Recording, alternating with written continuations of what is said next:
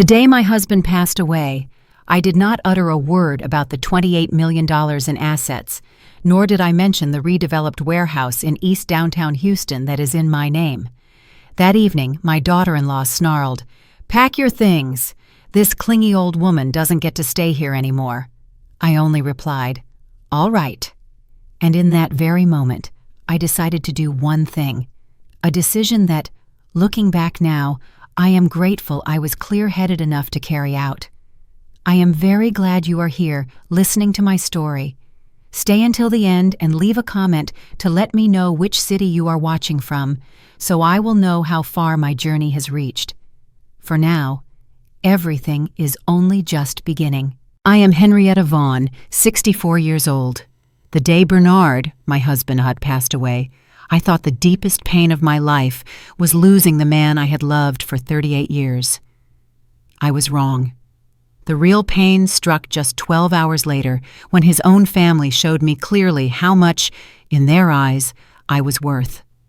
The funeral took place on a gloomy March afternoon at St. Anne's Church in downtown Houston, where Bernard and I had attended service every Sunday for the past 15 years. Light from the stained glass windows fell onto the stone floor, casting interlaced bands of red and green like fragments of memory. I sat in the front pew, wearing the navy dress, the one Bernard always said made my eyes stand out. "You look like the sky after rain," he would often say, brushing my cheek. That morning, standing before the wardrobe, I chose that dress not because it was beautiful, but because I wanted to carry a part of Bernard beside me on this last day. My hand clenched a white lace handkerchief, a wedding gift from Bernard.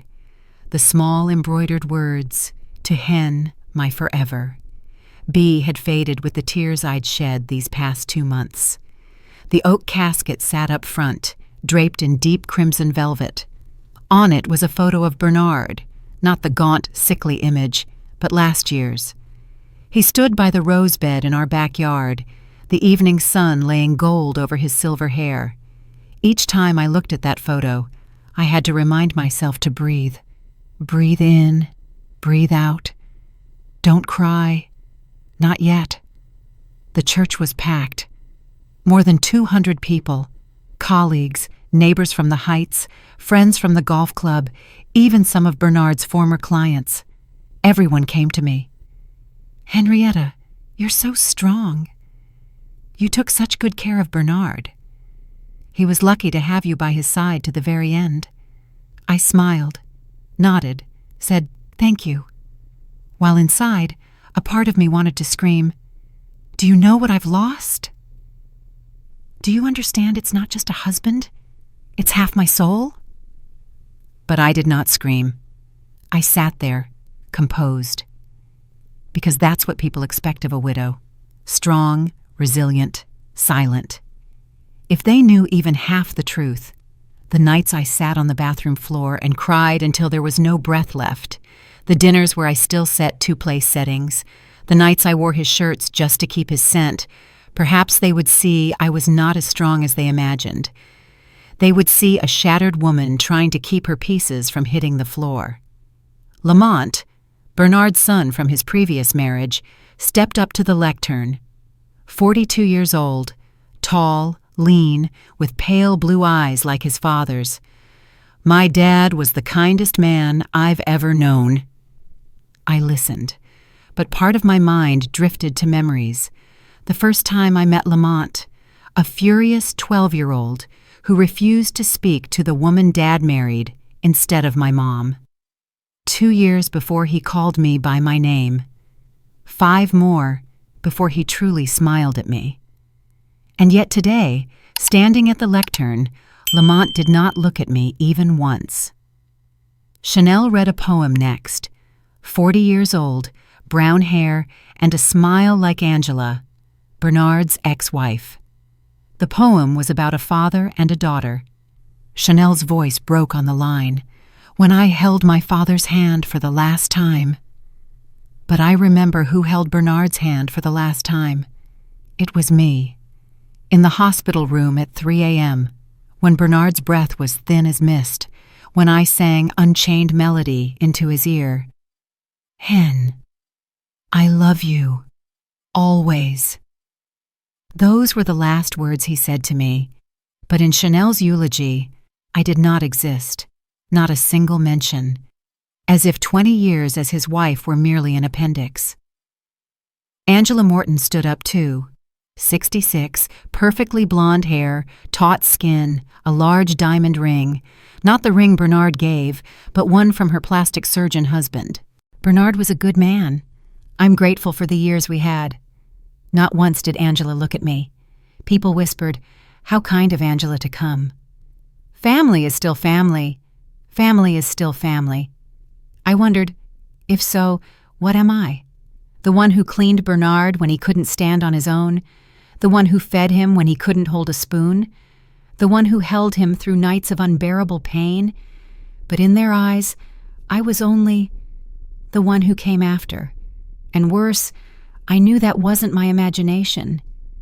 At the funeral of the person I loved most, I became a shadow. And when shadows are overlooked, it becomes easier to forget that they too can feel pain. But no one yet knew. The real pain was only beginning. While the pastor read the prayers, my mind drifted. I remembered the night Bernard proposed in Herman Park. He knelt on a wooden bench, hands trembling, eyes earnest.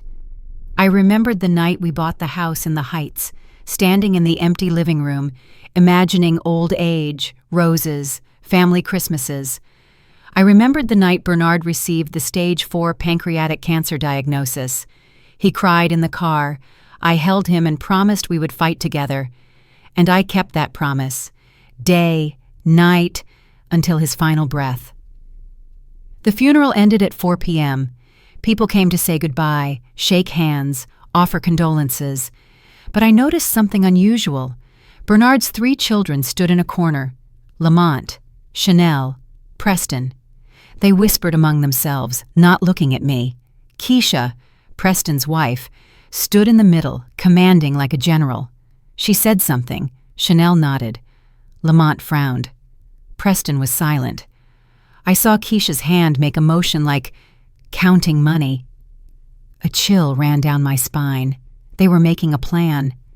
And it was certainly not a plan to help the stepmother after the funeral. The hearse brought me home at 5 p.m.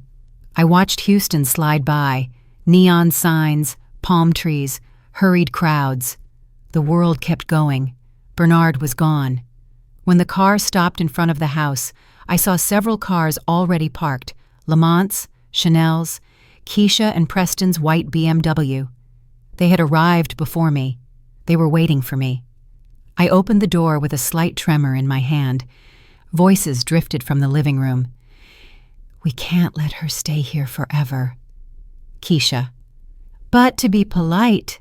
Chanel hesitated. "Polite?" Keisha gave a thin laugh. "She's lived off this family for 20 years. Now it's time for reality." I stood in the hallway, my heart heavy. They did not speak softly. They did not hold back, as if I were not a person, as if I were merely a thing to be moved. I took a deep breath and stepped into the living room. "Hello, children." Everyone turned. Silence dropped like a stone. Keisha looked momentarily flustered, then masked it with a fake smile. "Mother Henrietta! We were just discussing how to sort Dad's things." "Exactly," Lamont cut in. "There's a lot of paperwork." But I saw the truth in their eyes. They weren't talking about papers. They were talking about how to get me out of the house. The post-funeral gathering was held at our house in the Heights. Yes, our house. That phrase had never sounded more ironic. I stood in silence, watching as relatives I barely knew started flipping through every photo album, scrutinizing every detail. Distant cousins looked around the room as if appraising the furniture with greedy eyes. James, Chanel's husband, kept drilling me with questions about Bernard's business, and Keisha Rowland, Preston's wife, would not stop making remarks about this house's value, as if she were at an auction. But it was Keisha who made me keep the closest watch. She married Preston only 3 years ago, and from the very first day she entered this family, She made sure everyone knew what she really thought, that I was an interloper, a gold digger, the woman who married Bernard for money, though she had no idea where that money came from or how much it actually was. All evening, Keisha kept shooting me calculating looks. Every time I stood up to check on the catering, she would pull Chanel into a corner to whisper. When I sat down to rest, so exhausted my legs felt numb, she gifted me a cold smile that sent a chill down my spine. There was a moment when I stood in the doorway to the back porch, watching the sunset swallow the treetops. The house was full of chatter and laughter, but I realized something clearly. The warmth had vanished the moment Bernard took his last breath. Those whispers were not about sharing grief. They were the clatter of ambition and selfishness colliding. I felt cold, not from the night breeze, but because the story was about to turn a page. The last guest left at 8:30 p.m. I was in the kitchen, loading dishes into the dishwasher. My hands trembled, not only from fatigue, but from the emptiness spreading through my chest. Then I heard footsteps behind me. Heavy, deliberate, stopping right at the kitchen threshold. "All right, that's done," Keisha declared. I didn't turn around. I kept loading plates. Focusing on a simple task was the only way to keep from being swallowed by the pain. "Thank you for helping organize everything," I said softly. "Bernard would have appreciated—" "Cut the act, Mrs. Henrietta." Her voice was sharp as a knife. I finally turned. Keisha stood there, arms crossed. The black dress was still on, but any sign of mourning had disappeared. Preston stood behind her, uneasy. Chanel and Lamont flanked them, forming something like a tribunal. "I'm sorry?" I asked, my voice dry. Keisha stepped forward. "That grieving widow performance." "You can stop now. We need to talk reality." My hand went rigid on the dishwasher. "What reality exactly?" "This house, Granddad's assets, the family business." She emphasized each word as if lecturing a child. "Preston and I have spoken with Lamont and Chanel. It's best if you start looking for a place of your own." The kitchen tilted around me. "A place of my own?" I repeated. Chanel spoke up, feigning gentleness. "What Keisha means is, this house is rather large for one person. The maintenance costs—" "You're telling me to leave?" I cut in. My voice was barely a whisper. Keisha smiled, not a friendly smile. "I'm telling you to be realistic. You're 64, Mrs. Henrietta. Granddad took care of you while he was alive, but now you have to think about scaling down. Find somewhere more appropriate to your circumstances." "My circumstances? You never worked." "Granddad provided everything. The house, the lifestyle." She flicked a hand around the kitchen. "The family needs to make some hard decisions about the estate."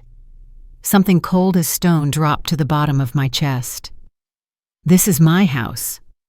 I've lived here 15 years, Lamont spoke, for the first time that evening, and I'm sure it's been wonderful. But Dad wanted us to be practical. There are 4 kids and grandkids to consider, college funds, retirement plans. Bernard left a will, I said. Right, Keisha shot back instantly, and we'll honor whatever small amount he left you. But let's be honest. You're the second wife, not a business partner. You didn't build anything with him. You just were there. Just there. 38 years of marriage. I was only there? Keisha continued smug. I think you should pack tonight. Preston and I can stay to manage the transition. It'll be easier for everyone if we handle Granddad's affairs directly. I looked at Preston, hoping my stepson, the boy I'd raised since he was 12, would side with me, but he avoided my eyes. Where am I supposed to go? I asked. Keisha shrugged. There are plenty of excellent senior communities around here. Assisted living facilities. I'm sure you'll be fine assisted living facilities. As if I were helpless, useless. I stood there, in my own kitchen, surrounded by people I had once called family, and felt something terrible. The pain of losing Bernard was nothing compared to being erased from my own life. And then, looking at their faces, Keisha's with cruel satisfaction, the others with cold resolve. Alongside the pain, something else rose up. Cold, quiet, and patient. "All right," I said. Keisha blinked. "All right?" "All right. I'll pack tonight. I'll leave in the morning." Silence fell over the kitchen like a curtain. I turned back to the dishwasher and kept loading plates. Keisha faltered for a beat. Good. Very mature." I didn't answer. I only listened to their footsteps leaving, the excited whispers from the living room, as if they were divvying up my life right there in my home. They had no idea. They thought they were removing a burden, that Bernard's widow was just an old woman with nowhere to go. But they would learn the truth, soon enough. As I closed the dishwasher and heard its gentle rumble, I allowed myself a very small smile. Tomorrow, my real life would begin, and theirs was about to get very, very complicated. I packed only 2 suitcases that night, just 2. Everything else, the jewelry, the art, the designer clothes that Keisha had probably itemized in her head, I left behind, to let them think that was all they would get, to make them believe the widow walked away with nothing but a few old dresses and memories. The Hampton Inn on State Highway 288 became my temporary refuge. Not luxurious, but it had a business center, reliable Wi-Fi, and most importantly, anonymity. I checked in under my maiden name, Henrietta Morrison, paying cash for a week. The front desk clerk barely looked at me, just an older woman traveling alone, perhaps visiting grandchildren or attending a funeral. Perfect. Being invisible was my strength now. The first call I made was to Richard Paulson. Richard had been Bernard's attorney for 25 years, and mine for the last 15. Naturally, Bernard's family knew nothing about that. In their minds, I was merely the ignorant second wife, and Richard handled only Bernard's affairs.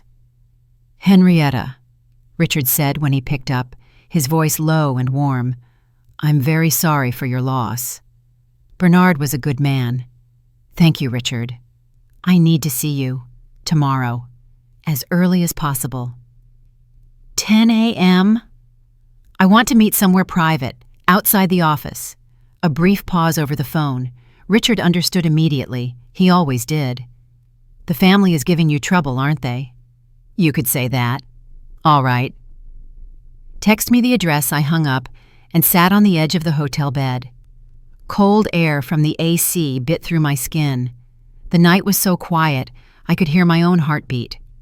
Only hours earlier, I had stood in my kitchen, surrounded by faces that had once called me mother. And yet, after a single night, I had become invisible, exactly the position I needed to begin everything. The next morning, Richard arrived right on time, carrying a leather briefcase and the face of a man who had witnessed family greed more times than he cared to admit. I had ordered coffee and pastries from room service, a small luxury. If anyone were following me, they might think I was being extravagant. But that was the point. No one was following me. No one cared about a widow with nothing. "How bad is it?" Richard asked, taking the only armchair. I recounted everything. The confrontation in the kitchen, Keisha's words, the suggestion to find appropriate housing, the way they treated me like a burden. Richard's jaw tightened. "I'm guessing they have no idea about the true situation?" "Not a clue.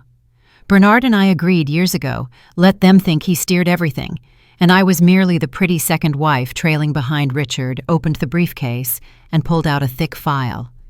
"And you're sure you want to proceed with our plan?"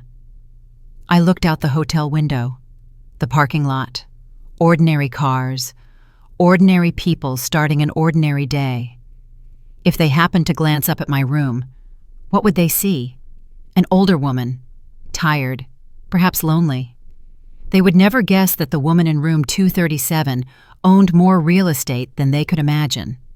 "I'm sure," I said. "How long will it take?" "The preliminary transfers can be done within 48 hours. Full restructuring, 2 weeks. And there's no way they can contest it?" "Henrietta," Richard said slowly, clearly, "everything has been legally yours. for over a decade. Bernard transferred ownership years ago precisely to avoid this scenario. They can shout, argue, object, but they will lose. I nodded. A cold satisfaction ran all the way down my spine. And the house in the Heights? That's the most interesting part, Richard smiled. Legally, you could evict them today, but I'm guessing you have a subtler plan. I want them to reveal themselves, I said. I want them to believe they've won. That they control my life. I want them to leave enough tracks of their greed. To expose themselves. And then? Richard asked. Then, I smiled slightly, I'll remind them that assumptions are sometimes the most dangerous thing. Richard spent the next hour presenting documents, explaining each procedure, confirming every point we had set up years ago. Most widows would drown in the legal jargon, be overwhelmed, be led by the hand. But I am not most widows. I have been preparing for this day far longer than they could ever imagine. At this point, I need to pause to tell you about my past, something no one in Bernard's family knows. In 1995, when I was 38, my first husband, Michael Morrison, died of a sudden heart attack. We had only been married 8 years, but they were the happiest 8 years of my life up to that point. Michael was a petroleum engineer working for a major company in the Permian Basin.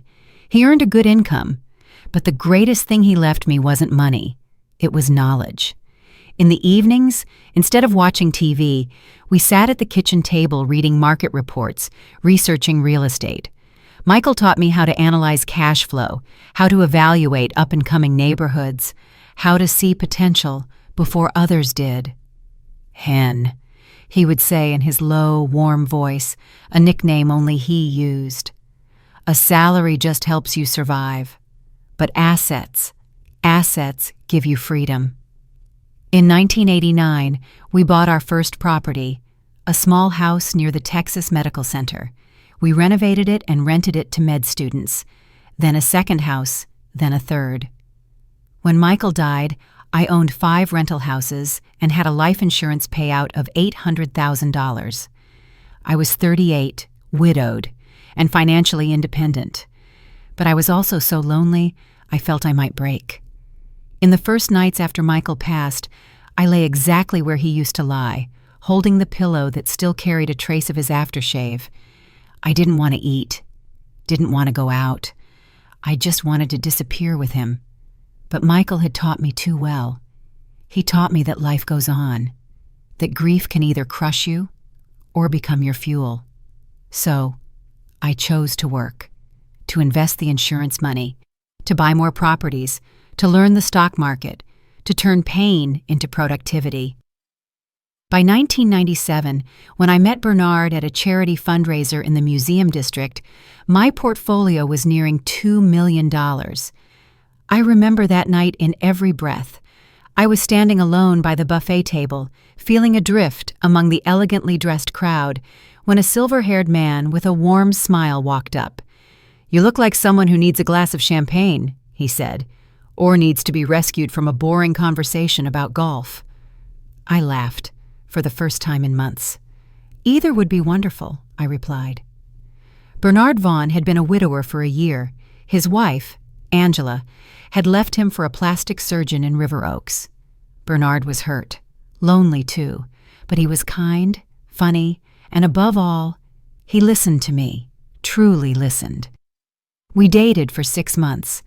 Then one evening at Herman Park, sitting on a bench watching the ducks on the lake, Bernard said, "I know this is fast, but I'm 50, Henrietta. I don't want to waste precious time.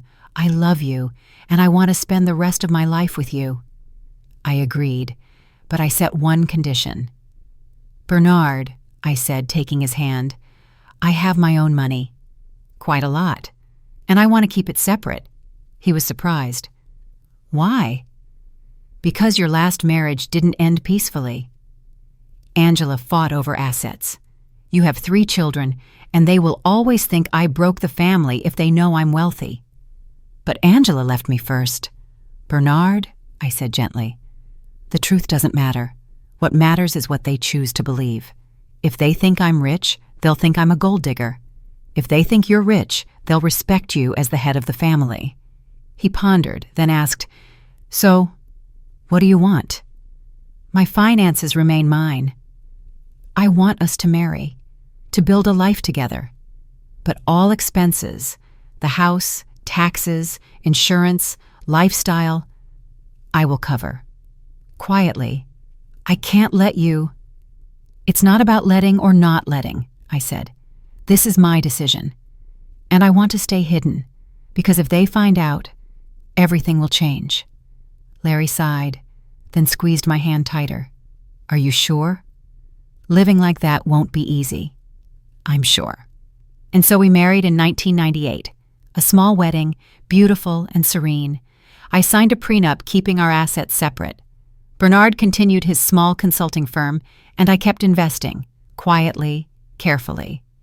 In 2003, I bought the bungalow in the Heights with cash and titled it in my name. Bernard moved in and retained lifetime residency. In 2008, when EADO began to take off, I bought an old warehouse for $3 million. Everyone said I was crazy. "A slum," they said. But I saw the future. I hired an architect, redeveloped it into luxury lofts. By 2015, it was worth $15 million. By now, $28 million. All that time, Bernard's family knew nothing. They believed we lived on his consulting income, about $40,000 a year. They thought I was lucky. They thought I depended on him.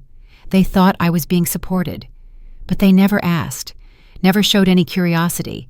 They just assumed.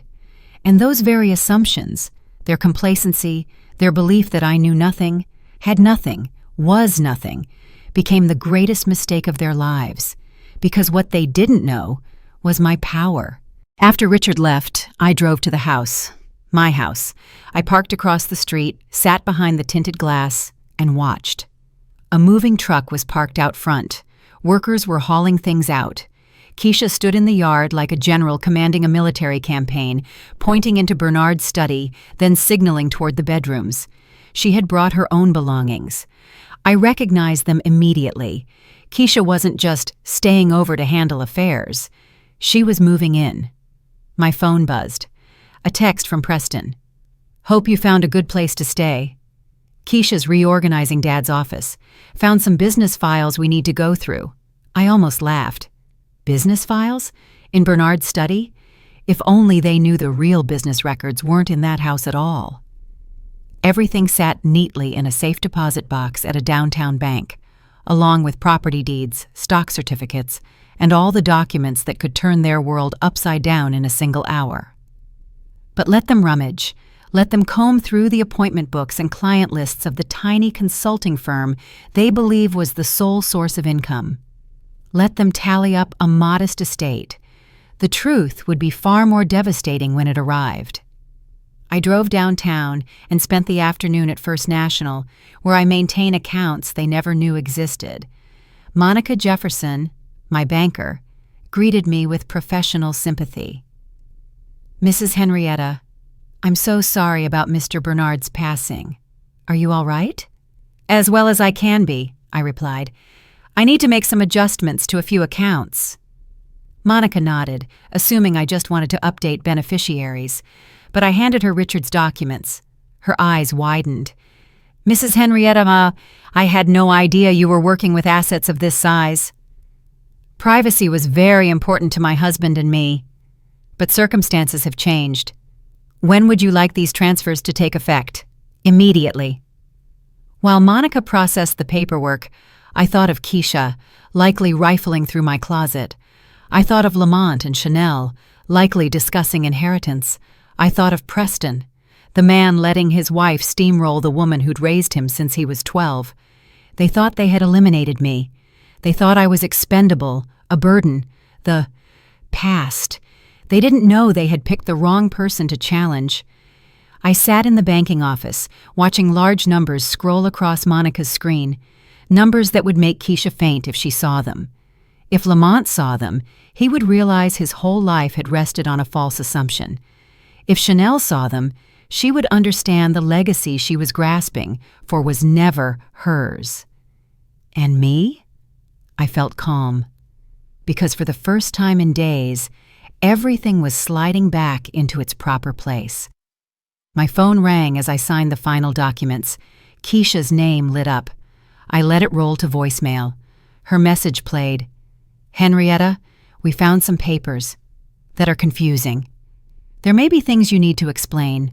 Could you call back?" Confusing papers. I could only imagine what they'd stumbled on. Outdated copies, documents pointing to assets no longer in Bernard's name, puzzle pieces they couldn't fit together. I deleted the message. I didn't respond. Let them worry, let them flounder, let them realize they never understood their own father.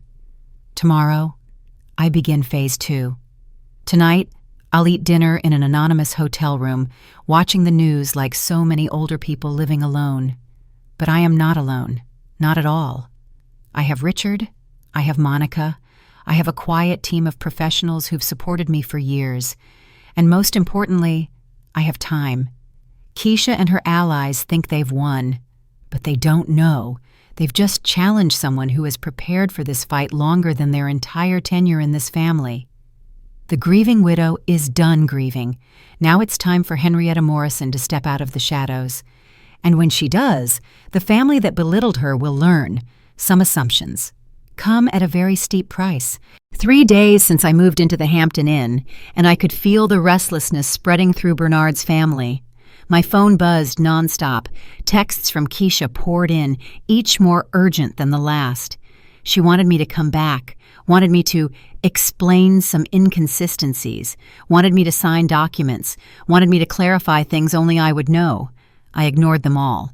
Instead, I spent my mornings in the hotel's business center, making calls that were quietly reshaping the entire landscape. Tuesday, working with the property management company, overseeing my 3 apartment buildings in Manhattan. A legacy of a smart investment in 2005. Wednesday, a conference call with my financial advisor, shifting some strategic assets. Thursday, 2 hours with the architect team on the renovation plans for the building in Edo. The building. My biggest secret. Not even Bernard fully grasped its value. When I bought it, it was just a decaying warehouse. No one wanted it. Now it's worth $28 million, and the monthly rent surpasses an entire year of income from Bernard's consulting firm.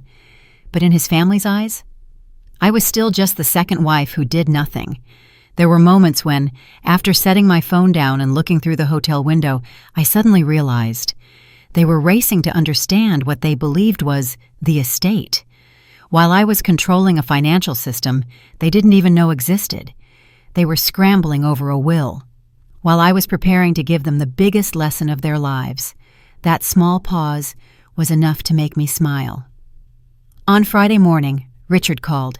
For the first time since Bernard's funeral, I truly smiled. "They've hired a lawyer," he said without preamble. "Really?" "Clayton Hines. Hines and Associates. I've no idea who he is despite the same last name." "I'm guessing they're nervous?" "They're raising questions about Bernard's estate. The family wants everything handled properly." I set my coffee cup down. A cool wave of satisfaction spread through my chest. Very much their style to worry like that. "There's more," Richard continued. "They're requesting a formal will reading. All beneficiaries must be present, including you." "When?" "Monday, 2 p.m. at the law office." "Perfect. I'll be there." Richard hesitated. "Henrietta, are you sure you're ready? Once you walk into that room, there's no going back. They'll know who you really are." I looked out the hotel window. Outside, the ordinary world moved on. People commuting, parents doing school drop-offs, someone choosing a pastry at a cafe. And me? I was preparing to step out of the role of the forgettable second wife. "Soon," I said. "Very soon. I won't be invisible to them anymore." I paused, then spoke slowly. "Richard, I've been ready for 15 years. That weekend, I went shopping. Not at the discount stores they imagined a poor widow would visit, but at the high-end boutiques I've always loved.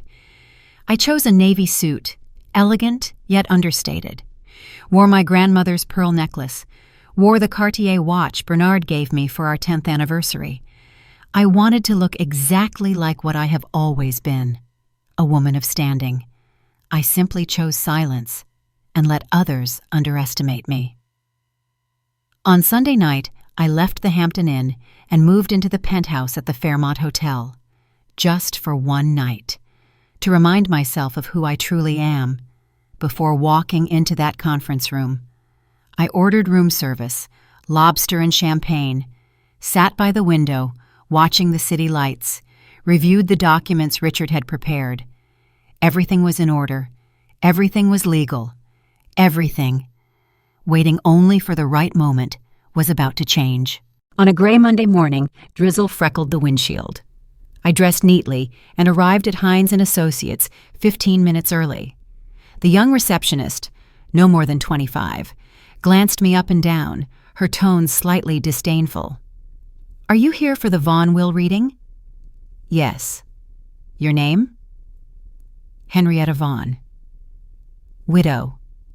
Something in my voice made her look up, but before she could react, Keisha's voice rang from the hallway. "This is ridiculous! Why does she have to be here? She isn't a real beneficiary." A male voice, their attorney, replied, "The law requires all named parties to be present." Lamont cut in, "But she didn't contribute anything to the estate." I sat quietly, arms folded neatly, the exact picture of the little old lady they imagined. At exactly 2 o'clock, Richard walked in, calm, professional. Behind him came Tiffany Blake, a tall, sharp attorney whose eyes were colder than steel. "Mrs. Henrietta?" Tiffany shook my hand. "I've heard a great deal about your situation." We entered the conference room, larger than necessary. Bernard's family sat clustered together as if bracing for a confrontation. Keisha at the head, Preston and Chanel on either side, Lamont set back a little. I sat opposite them, Richard to my right, Tiffany to my left. Clayton Hines began to read the will in an even voice, standard bequests, charitable funds, and then the part everyone was waiting for. "To my beloved children, Lamont, Chanel, and Preston, I leave $50,000 to each." A ripple of confusion moved across the table. Keisha pressed her lips tight. Chanel frowned. Lamont leaned forward as if he hadn't heard correctly. Clayton continued, "And to my beloved wife, Henrietta Morrison Vaughan, I leave the remainder of my estate, including all real property, investments, and business interests, to belong to her absolutely and without restriction." The room fell silent. "Excuse me," Keisha shot to her feet. "Could you read that part again?" Clayton faltered slightly. "The bulk of the estate goes to the widow per Mr. Vaughan's express wishes." "But exactly what does that include?" Chanel snapped. "The house? The business?" Tiffany answered, voice slicing cold. "Real property, financial accounts, business assets, and all other property not specifically itemized." "That's impossible," Lamont said, choked with anger. "Dad would never leave us only $50,000. Richard leaned in. "I'm afraid it is entirely lawful." "Your father was very clear about his intent." "But she didn't contribute anything," Keisha exploded. "Never worked. Never built a thing. She just was there, living off Bernard." The air froze. Those words, the exact phrase she used the night she drove me out of my own home. I looked at each face. Ambition, fear, confusion, and a hairline fracture of desperation beneath the arrogance. They were all built on a single assumption.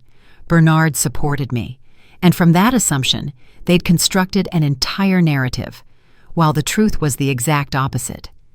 As I rose, I knew this moment would change everything. I stood slowly, letting the chair give a small scrape just loud enough to draw their eyes. "You're absolutely right, Keisha," I said gently. "I never contributed to Bernard's success." Keisha blinked, startled that I admitted it. Bernard's consulting firm, his modest investments, his reputation, all his. I had nothing to do with it. I paused a beat, watching the confusion spread across all four faces. But you are mistaken about one thing. Tiffany opened her case and drew out a thick stack of documents. Richard glanced at his watch. Right on cue. What do you mean? Preston asked, speaking for the first time. I mean, I looked directly at Keisha, the person who had evicted me from my own house. You have acted on assumptions, catastrophically expensive assumptions about who owns what in this family. And a small smile, sharper than a blade, appeared on my lips. Tiffany opened her case with a surgeon's precision. Perhaps, she said slowly, we should clarify exactly what constitutes Mr. Bernard Vaughn's estate. Clayton Hines, who had been trying to project confidence, shifted uneasily. I'm not sure I understand the question. Richard leaned forward, voice steady. The question is whether Bernard in fact owned the assets the family believes they're inheriting. Keisha turned fully toward me, eyes narrowed. Of course he did. The house. The business. And that, Tiffany cut in, sliding a stack of documents across the table, is where you are entirely wrong. The file landed in front of Keisha. She looked at it as if it might explode. These are the papers for the house in the Heights, the one you've been comfortably occupying since Mrs. Henrietta graciously left. Please read the name on the title. Keisha picked up the document with a trembling hand. She swallowed hard. Henrietta Morrison. Exactly, Tiffany said. The house was deeded into Mrs. Henrietta's sole name in 2008. Mr. Vaughn retained only a life estate. Upon his death, full ownership reverted to her. Chanel snatched the paper. Her eyes raced over the lines, fast, frantic, almost desperate. No, this must be a mistake. Dad bought that house before he met her. He did, Richard confirmed. But in 2007, he restructured it with capital provided by Mrs. Henrietta. When the mortgage documents were reissued, title transferred to her. Lamont grimaced. What capital? She didn't have money. Tiffany's smile was razor sharp. Mrs. Henrietta had substantial assets before marrying your father. She simply chose not to publicize them. At that point, I spoke.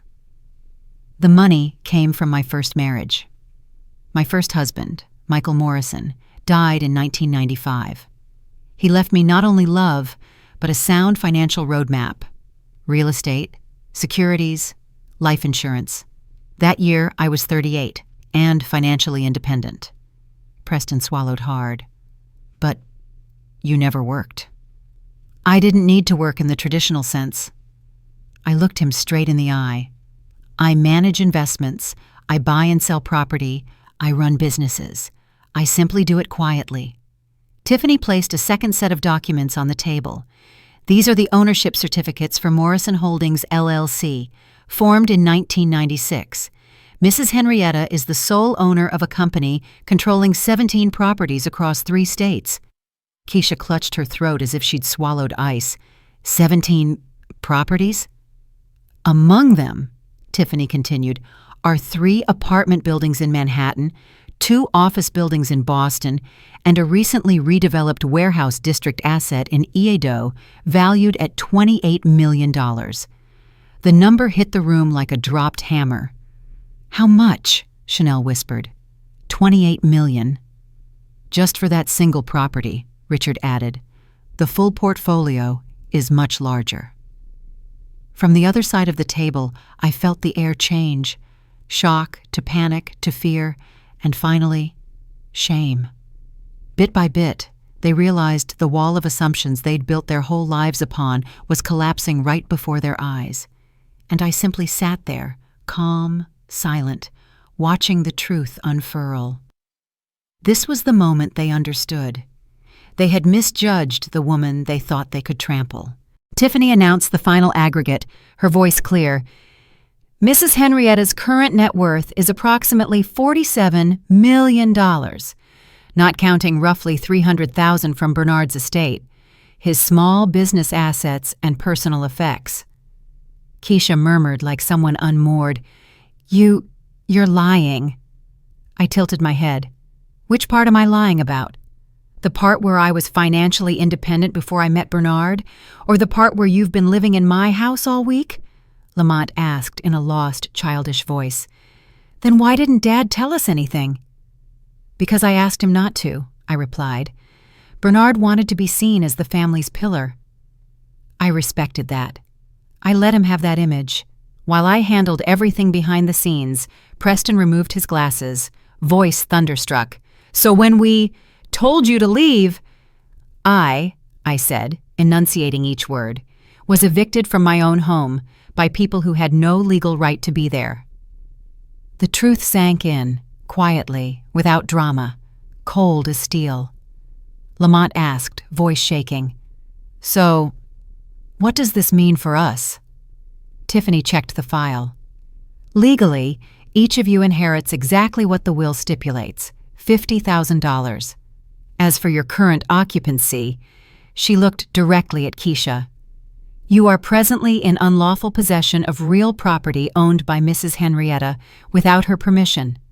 Under the law, that means you are trespassers." Keisha shot to her feet.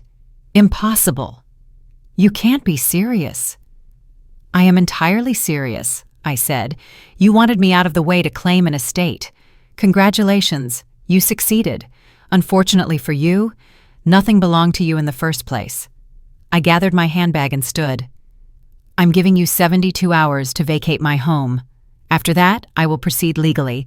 I stepped toward the door. Just as my hand touched the knob, Keisha blurted, her voice high, cracking, "Henrietta, please. We can work something out. We're family." I turned back. No smile, no softening. "Family, is it?" I looked straight at her. "You're absolutely right, Keisha. We are family, and you've just taught me exactly what that word means, in your terms." The 72 hours I gave them became the most satisfying 3 days of my life. The first call came just 6 hours later. "Keisha, of course. Henrietta, we need to talk. Things are getting out of control." I sat in the Fairmont penthouse, wine in hand, sunset reflecting off the glass, so calm that her words sounded as if they came from another world. "Really? I thought we were very clear this afternoon. I mean the house, the money, everything. There has to be a reasonable way to resolve this." "Reasonable," I repeated, "like how you reasonably told me to pack my things and get out the night Bernard died." Silence. Only her tight, labored breathing. "We were grieving too, Henrietta. You were clear-minded enough to divvy up an estate hours after my husband's funeral, clear-minded enough to stand there and tell me I didn't belong anywhere. But we're family." "No, Keisha. You said I wasn't family. You even called me sanguisuga, a leech, remember?" Her breath hitched. She hadn't expected me to understand Portuguese. I hung up, blocked the number. Do you know the feeling of finally cleaning a long, festering wound? It hurts. It lightens. It frees. Each call they placed, each plea, each despairing sigh, no longer made me tremble. It only confirmed one thing. They weren't sorry for what they did to me. They were only sorry they hadn't realized who I was. The next morning, Preston showed up at the hotel. He sat across from me, wringing his hands like a schoolboy summoned to the principal's office. "Mother Henrietta, I'm sorry. Keisha can be too much. I should have, could have, ought to, but you didn't. I know, and I regret it, but you have to understand. We thought Dad left us support, and thinking that, your first instinct was to kick me out of the house." Preston flushed. "It wasn't like that." "Preston," I said, my voice hardening, "don't lie to yourself. When people feel entitled, kindness is the first thing to go." He choked up. I just want to know what you're going to do with us." Looking at Preston, weak, harmless, easily led, I realized something. I didn't want to destroy them. I only wanted them to learn. I'm going to do exactly what I said. "You have until tomorrow evening to pack. After that, you decide your own life. No more relying on anyone." At exactly 6 p.m. on Friday, I drove home. The driveway was full. Not just Preston and Keisha, but Lamont, Chanel, and a few cars I didn't recognize. I used my key to open the door. They hadn't thought to change the locks. "Hello, everyone," I said brightly. "I hope no one minds me letting myself in. After all, this is my house." They sat around the living room like a war council. Keisha in Bernard's favorite chair, Lamont and Chanel on either side, Preston near the window, and two strangers, middle-aged, wearing hostile expressions. "Henrietta," Keisha stood, trying to reclaim control. "We want to discuss a reasonable solution." "A solution for what?" "For the house. Preston and I have put a lot of work into this place. So you feel you deserve compensation for living rent-free in my home for a week?" The unfamiliar couple exchanged glances. The woman cleared her throat. "Perhaps we should—" "No, please stay," I said pleasantly. "I'm Henrietta Vaughn, Bernard's widow." "And you are?" "Tom and Linda Patterson," the man said. "Keisha's parents." "Oh, reinforcements. Lovely." "Wonderful," I smiled. "I hope Keisha has briefed you accurately." Linda looked uncertain. "She said there's a dispute over the will." "There isn't. The will is very clear. Bernard left $50,000 to each child. Everything else belongs to me. The only complication is that most of the assets you assumed were Bernard's were mine from the start." I watched the Pattersons process this, watched horror slowly spread in their eyes. "But Keisha said you never worked," Linda said slowly, as if wondering whether the question was foolish. "I manage an investment portfolio near $47 million. I work every day, just not in the way you're used to." Tom's mouth fell open. Linda shifted from annoyance to astonishment to shame. "So when your daughter threw me out the night Bernard died," I said gently, like a knife slicing cloth, "she was evicting the owner from her own property." Keisha's face went white. Her parents turned to her, appalled. "Keisha Marie Patterson," Linda said, voice stern, like when Keisha was 12. "Please tell your mother you didn't actually do that." "Mom, it's complicated." "It isn't complicated at all," I said. "Your daughter acted on assumptions about my assets. Now she's learning that assumptions are very expensive." Tom stood, face red, ashamed for his daughter. "Mrs. Henrietta, on behalf of the family, I apologize." "Dad, don't!" Keisha hissed. "If you did what she says, then you should have known better." He turned to Linda. "Let's go." As Keisha's parents left, I saw her last support crumble. I looked at them. "You have 20 minutes. After that, I change the locks whether you're done or not." Chaos erupted. Boxes, bags, key rings, heads down. No one dared look at me. Keisha was the only one left standing in the middle of the living room. "This isn't over," she said, low, all fangs. I answered, light as air. "It is." I watched the taillights of the last car disappear into the dark. I called Richard. "It's done." "They're gone." "How do you feel?" I walked through the house, truly saw it for the first time since Bernard died. No more bodies, no more contemptuous breath, no more murmured scheming. The house felt unburdened. I paused, letting my heart answer, "Free." And for the first time in that chaotic week, it was truly, finally true. 6 months after the final confrontation, I was sitting in the garden watching dawn lay a wash of rose gold over the rose bushes when the phone rang. I almost didn't pick up. These days I am selective about who's allowed into my peaceful mornings. But the number was familiar. "Mrs. Henrietta, this is Dr. Elizabeth Chen from Mercy General. A patient is asking to see you." My blood went cold. "Who is it?" "Preston Vaughn. He listed you as his emergency contact. Emergency contact." After everything, Preston still wrote my name down. "What happened?" "Car accident. He's stabilized, but he says he needs to tell you something important." 20 minutes later, I walked down the hospital corridor. I saw Preston in a private room, left leg in a cast, arm in a sling, face exhausted but intact for someone who'd just driven into a tree. "Mother Henrietta," His voice was noticeably lighter, as if unburdened. "You came." "Of course. You're hurt." He tried to sit up, grimacing. "The nurse said she couldn't reach Keisha. Her phone is disconnected." I wasn't surprised. According to small-town rumor, Preston and Keisha's marriage had blown up.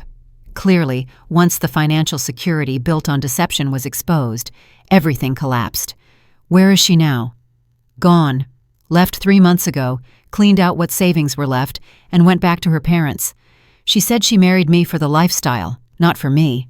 The lifestyle vanished. "I'm sorry, Preston." He turned to look at me. The clarity in his eyes made me stop short.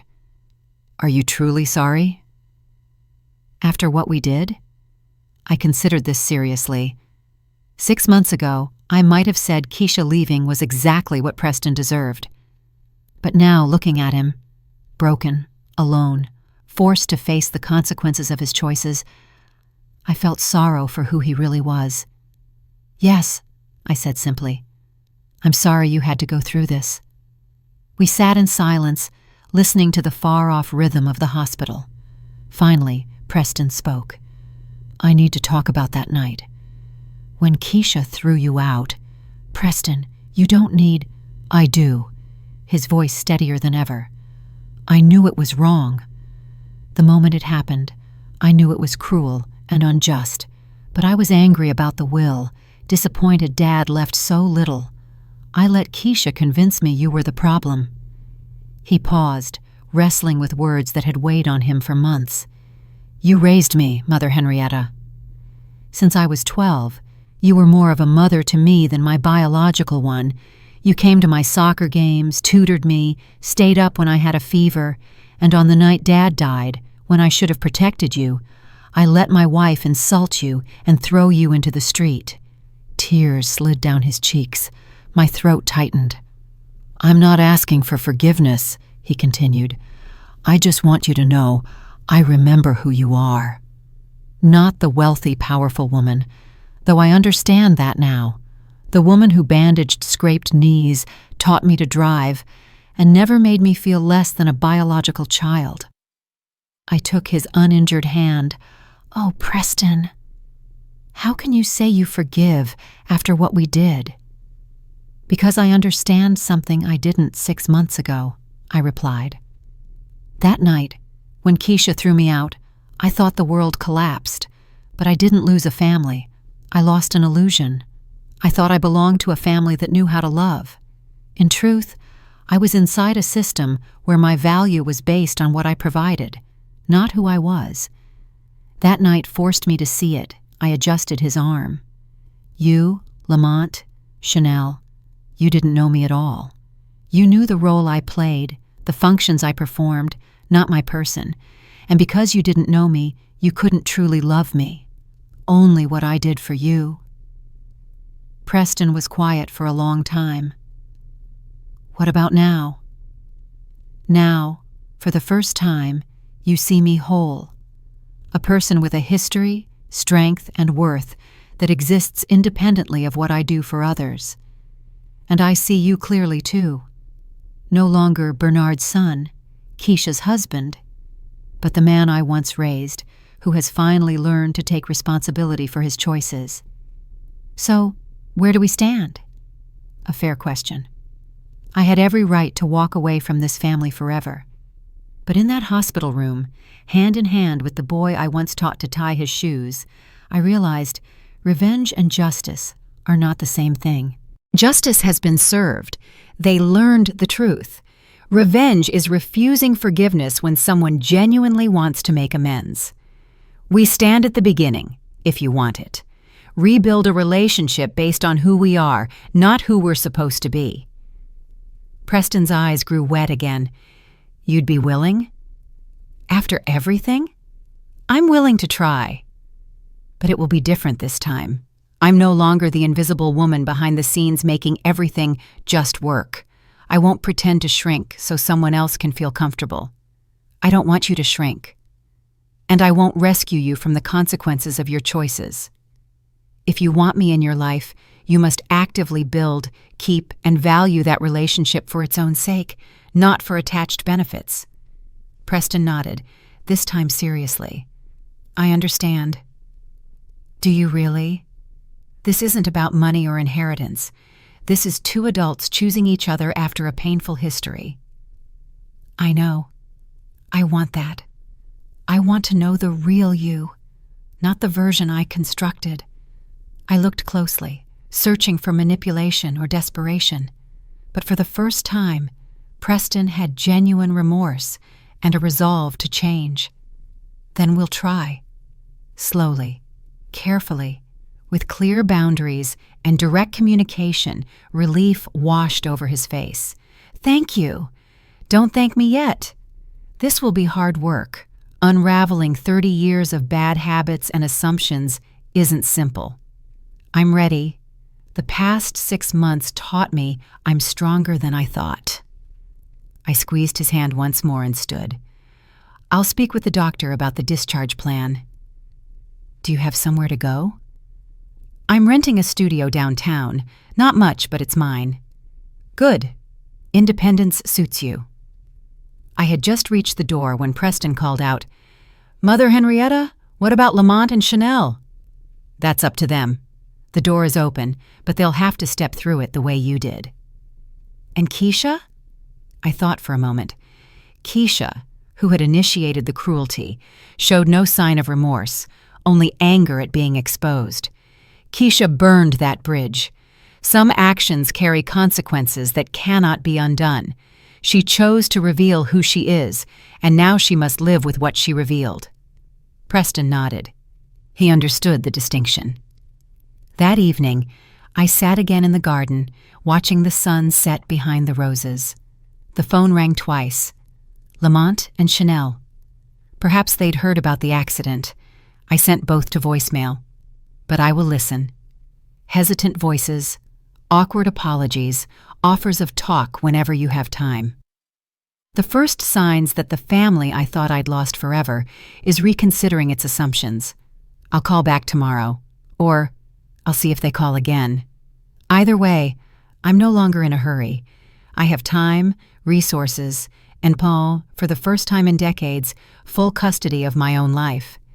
The invisible woman is gone, replaced by someone who knows exactly who she is and how much she's worth. Someone who can choose forgiveness or distance, engagement or solitude, based on what is right for her, not anyone else's expectations. And that, I thought, as the first stars pricked through, is worth more than $47 million. Though, $47 million isn't bad either. Justice is truth laid bare. Revenge is momentary delight. Henrietta doesn't need revenge to win. She only needs to stand tall in the truth of herself. Now, I'm curious about you, the one listening to my story. What would you do in my place? Have you lived something similar? Comment below. And meanwhile, I'll leave 2 other stories on the end screen. Subscribe to the channel, and they're sure to surprise you. Thank you for watching to the end.